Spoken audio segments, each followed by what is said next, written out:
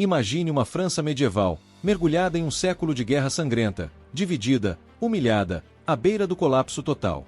Reis e nobres falharam, exércitos foram dizimados, e a esperança parecia uma palavra esquecida, um eco distante de um passado glorioso. E então, do coração anônimo do campesinato, surge ela. Uma jovem que mal sabia seu próprio nome, que jamais empunhara uma espada ou estudara táticas militares, mas que carregava no peito uma chama capaz de incendiar uma nação.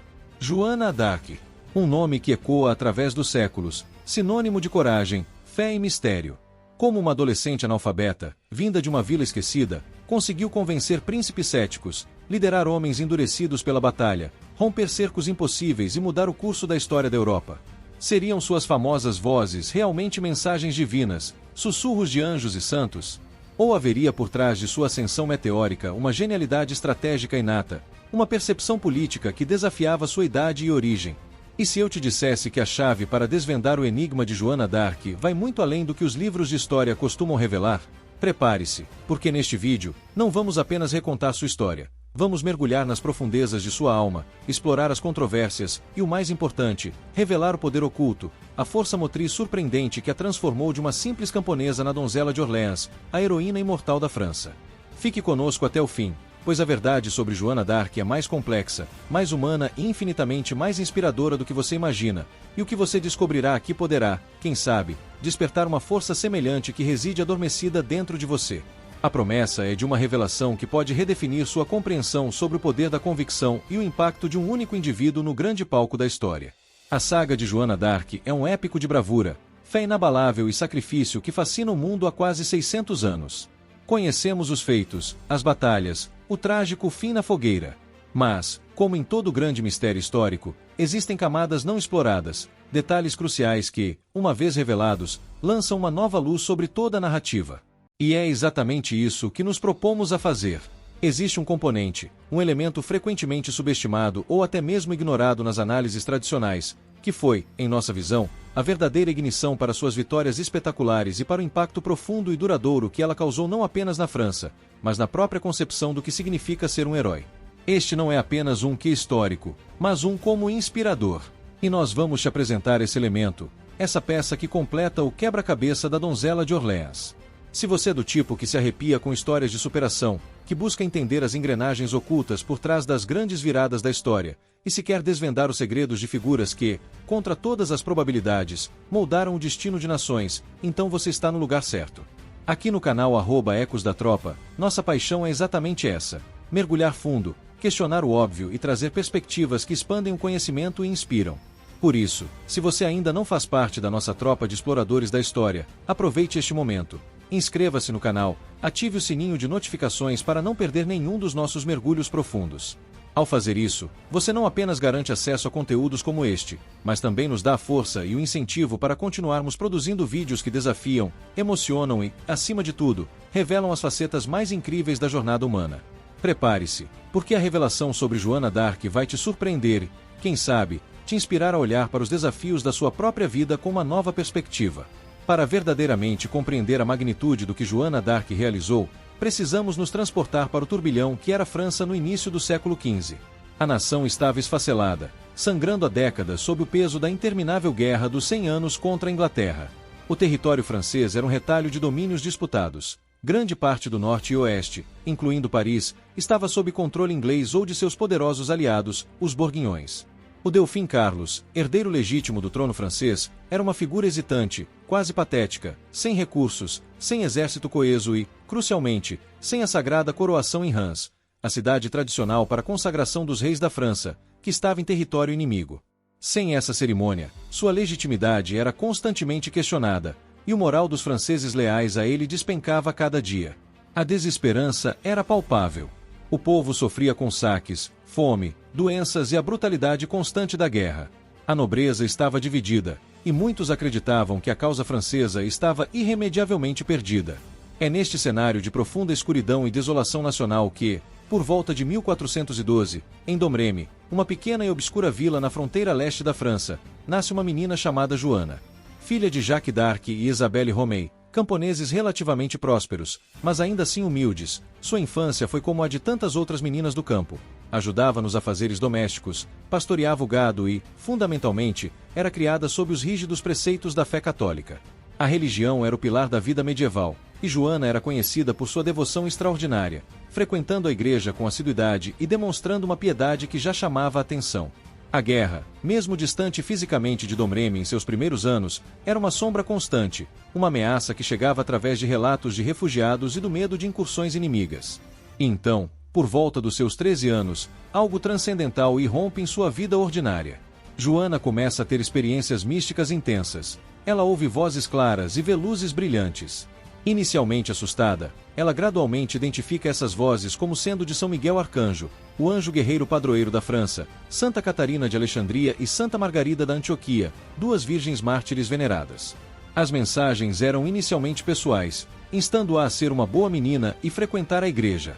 Mas, com o tempo, a natureza das instruções mudou drasticamente, tornando-se uma missão de proporções épicas, quase inacreditáveis para uma jovem camponesa. Ela deveria expulsar os ingleses da França, acabar com o cerco de Orléans, uma cidade estratégica vital para os franceses, e conduzir o Delfim Carlos até Reims para sua legítima coroação. Uma tarefa que parecia impossível, um fardo divino colocado sobre os ombros de uma adolescente despreparada para os jogos de poder e a brutalidade da guerra.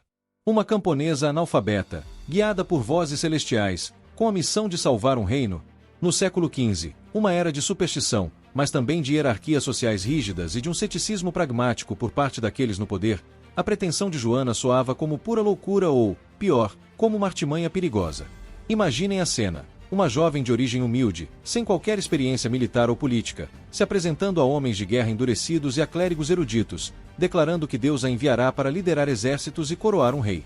A primeira reação, naturalmente, foi de zombaria e rejeição. Robert de Baudricourt, o capitão da fortaleza de Vaucouleurs, a quem Joana I se dirigiu pedindo uma escolta para encontrar o Delfim, mandou-a de volta para casa, para ser disciplinada pelo pai. Mas Joana não era uma visionária comum. Havia nela uma persistência férrea, uma clareza de propósito que ia além do fanatismo. Ela retornou, e de novo, e de novo. Mas seriam apenas as vozes o seu único trunfo? Ou já se manifestava ali uma inteligência estratégica surpreendente, uma capacidade notável de ler as pessoas e os eventos, uma percepção aguçada das necessidades e dos medos de seu tempo, que ela, em sua profunda fé, interpretava e comunicava como mensagens divinas? A forma como ela gradualmente superou o ceticismo esmagador é, por si só, um testemunho de sua força extraordinária. Ela não apenas falava de suas visões, ela fazia previsões corretas sobre eventos militares, como a derrota francesa na Batalha dos Arenques perto de Orléans, antes mesmo que a notícia chegasse a Vaucouleurs, o que começou a intrigar e até assustar seus interlocutores. Sua sinceridade era palpável, sua convicção, contagiante. Ela não pedia, ela afirmava, com uma autoridade que parecia emanar de uma fonte muito maior que ela mesma. Lentamente, quase milagrosamente, ela começou a ganhar apoiadores. Cavaleiros se ofereceram para acompanhá-la. O povo começou a vê-la como um sinal de esperança. Finalmente, Baudricourt cedeu, talvez mais por desespero ou por uma intuição de que aquela jovem poderia ser a última carta da França. Ela cortou os cabelos, vestiu-se com roupas masculinas para a perigosa jornada através de território inimigo e partiu para Chinon, para o encontro fatídico com o Delfim Carlos. A jornada de uma simples camponesa para o centro do poder estava apenas começando, e a maneira como ela navegaria pelas intrigas da corte e convenceria um príncipe desanimado revelaria ainda mais sobre a natureza complexa de seu poder. Continuem conosco, porque os degraus que ela subiu para o estrelato são tão fascinantes quanto as batalhas que ela travou, e a chave para entender sua força motriz começa a se delinear justamente nessas interações iniciais, onde sua fé inabalável encontrou um mundo cético e o transformou. E então, o inacreditável acontece. A chegada de Joana d'Arc à corte do Delfim Carlos em Chinon é, por si só, matéria de lenda. Para testá-la, disse que o Delfim se escondeu entre seus cortesãos, mas Joana, que nunca o vira antes, identificou-o imediatamente. Após um exame por teólogos em Poitiers, que atestaram sua ortodoxia e sinceridade, Carlos, desesperado e talvez vendo nela um último recurso ou um sinal divino, decide dar-lhe uma chance. E que chance! Vestida em uma armadura branca feita sob medida, empunhando um estandarte com os nomes de Jesus e Maria, Joana é enviada para o cerco de Orléans, uma cidade crucial que estava prestes a cair nas mãos dos ingleses, o que selaria o destino da França. Sua chegada ao campo de batalha em abril de 1429 foi como uma descarga elétrica. Ela não era uma estrategista militar no sentido convencional, mas sua presença, sua fé inabalável e sua coragem pessoal, ela própria foi ferida por uma flecha em Orléans, mas retornou à luta, inspiraram os soldados franceses desmoralizados a um nível de bravura e fervor que não se via há anos. Em apenas 9 dias, as fortificações inglesas que sitiavam Orléans foram tomadas uma a uma, e o cerco foi rompido. Foi uma vitória espetacular, um ponto de virada monumental na Guerra dos 100 Anos. A donzela de Orléans, como passou a ser conhecida, tornou-se um símbolo vivo da esperança e da intervenção divina para os franceses, e uma figura temida e demonizada pelos ingleses. Após Orléans, seguiram-se outras vitórias impressionantes na campanha do Loire, abrindo caminho para Reims. E, em 17 de julho de 1429, o sonho se tornou realidade. Carlos foi coroado rei Carlos VII na Catedral de Reims, com Joana, emocionada e triunfante, ao seu lado. A missão que as vozes lhe confiaram parecia cumprida em sua parte mais essencial. A França tinha um rei consagrado, e o ímpeto da guerra havia mudado. Mas a roda da fortuna é implacável e, muitas vezes, cruel com seus heróis. Após a coroação, Joana desejava continuar a ofensiva para expulsar completamente os ingleses, incluindo a tomada de Paris. No entanto, a corte real, agora mais confiante, começou a se dividir em facções, com muitos nobres preferindo negociações diplomáticas a mais derramamento de sangue, e talvez temendo o crescente poder e popularidade da jovem camponesa. Em maio de 1430, durante uma tentativa de socorrer a cidade de Compiègne, sitiada pelos Borguinhões, Joana foi emboscada, derrubada de seu cavalo e capturada. O rei Carlos VII, que devia sua coroa a ela, fez pouco ou nenhum esforço para resgatá-la. Vendida aos ingleses por uma grande soma de dinheiro, ela foi levada para Rouen, a sede do poder inglês na França, para ser julgada por heresia e bruxaria por um tribunal eclesiástico cuidadosamente selecionado, presidido pelo bispo Pierre Cauchon, um ambicioso aliado dos ingleses. O objetivo era claro: desacreditar Joana, anular o impacto de suas vitórias e, por extensão, deslegitimar a coroação de Carlos VII. Seguiu-se um julgamento longo e tortuoso, uma farsa judicial. Isolada, acorrentada, ameaçada de tortura, privada de aconselhamento espiritual adequado, a jovem Joana, com apenas 19 anos, enfrentou dezenas de clérigos e teólogos eruditos e hostis. Suas respostas, registradas nos anais do julgamento, são um testemunho impressionante de sua inteligência natural, sua fé inabalável, sua coragem e, por vezes, de um humor astuto que desconcertava seus interrogadores. Ela se recusou a negar suas vozes, a trair sua missão. A tensão é palpável, a pressão psicológica, imensa. A fogueira já estava sendo preparada na Praça do Mercado. A França, e de fato o mundo cristão, prendiam a respiração, enquanto o destino da donzela de Orléans pendia por um fio, ameaçado pelas chamas da inveja, da política e do medo. E aqui, no coração da tragédia, encontramos o elemento surpresa, a chave que transcende as explicações convencionais e que prometemos desvendar. O poder mais extraordinário de Joana d'Arc, a força que a tornou uma figura tão singular e transformadora, não residia apenas nas suas visões místicas, por mais genuínas que fossem para ela, nem apenas em uma suposta genialidade militar inata, embora sua intuição no campo de batalha fosse notável.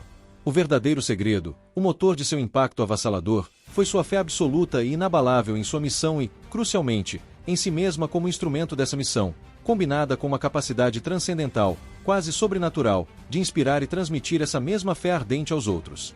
Em uma era marcada pelo cinismo, pela derrota e pelo desespero profundo, onde a própria ideia de uma França unida parecia uma fantasia, Joana d'Arc personificou a esperança em sua forma mais pura e contagiante.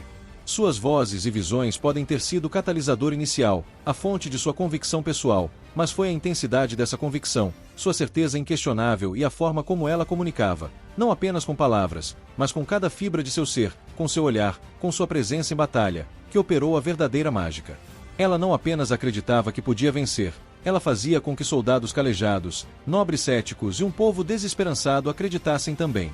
Ela transformou o medo em fúria sagrada, a apatia em ação heróica. Este não é um poder que se aprende em academias militares ou se herda pelo sangue. É a força primordial da convicção humana quando ela atinge um grau de pureza e paixão que se torna magneticamente poderosa. Joana era um espelho que refletia para a França não o que ela era, dividida e fraca, mas o que ela poderia ser, unida, forte e vitoriosa. Ela acendeu uma faísca em um barril de pólvora emocional que era a psique coletiva francesa. Ela não precisava de complexas estratégias teológicas ou militares para convencer. Sua autenticidade era sua maior arma. O verdadeiro milagre de Joana não foi tanto ouvir vozes, mas fazer com que uma nação inteira ouvisse, através dela, a voz da esperança e da possibilidade. Ela não apenas canalizou uma força divina, ela despertou a força adormecida em seu povo. Este é o poder que vai além do tático ou do místico. É o poder da liderança inspiradora em seu nível mais fundamental, a capacidade de criar uma visão tão potente que ela se torna realidade, de acender uma chama inextinguível no coração e na alma de uma nação, uma chama que nem mesmo a fogueira pôde apagar. Em 30 de maio de 1431, na Praça do Velho Mercado em Rouen, Joana d'Arc, com apenas 19 anos, foi queimada viva na fogueira. Seus inimigos acreditaram que, ao reduzir seu corpo a cinzas e jogá-las no rio Sena, estariam apagando sua memória e seu legado. Que engano colossal! A história de Joana não terminou naquele dia trágico. Pelo contrário, foi ali que sua lenda verdadeiramente começou a se forjar em imortalidade. 25 anos depois, em 1456, um novo julgamento, instigado pelo próprio rei Carlos VII, talvez por remorso ou para solidificar a legitimidade de sua coroa, revisou o processo original, declarando Joana d'Arc inocente de todas as acusações, reabilitando sua honra e reconhecendo a injustiça de sua condenação. Séculos mais tarde, em 1909, ela foi beatificada e, finalmente, em 1920, canonizada pela Igreja Católica como Santa Joana d'Arc, padroeira da França. A camponesa analfabeta tornou-se uma santa e uma heroína nacional eterna.